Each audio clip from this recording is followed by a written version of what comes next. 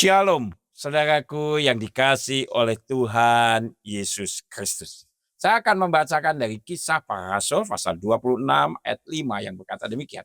Sudah lama mereka mengenal aku, dan sekiranya mereka mau, mereka dapat memberi kesaksian bahwa aku telah hidup sebagai seorang Farisi menurut mazhab yang paling keras dalam agama kita.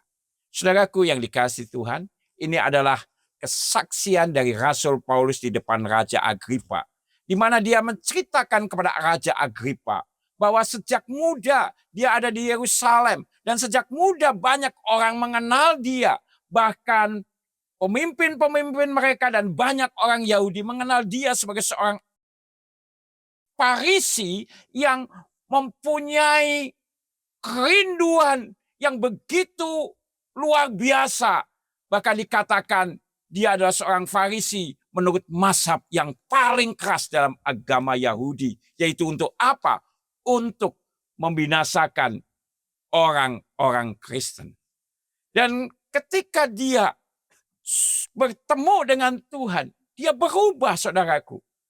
Seharusnya itu membukakan mata mereka bahwa seorang Paulus yang dulunya keras, ekstrim, bahkan begitu bersemangat untuk menghancurkan orang-orang Kristen, sekarang justru menjadi pengikut Kristus.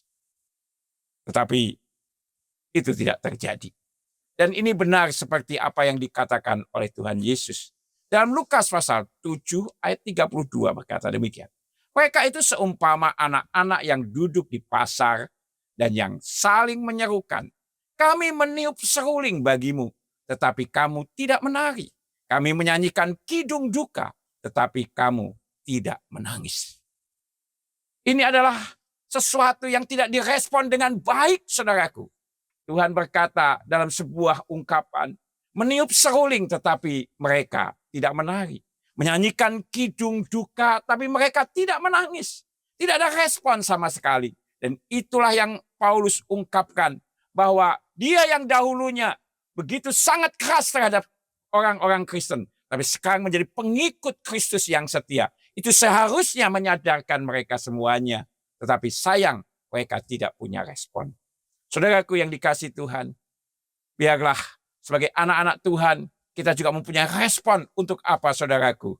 Makin mengasihi Tuhan, makin taat kepada Tuhan, makin setia kepada Tuhan.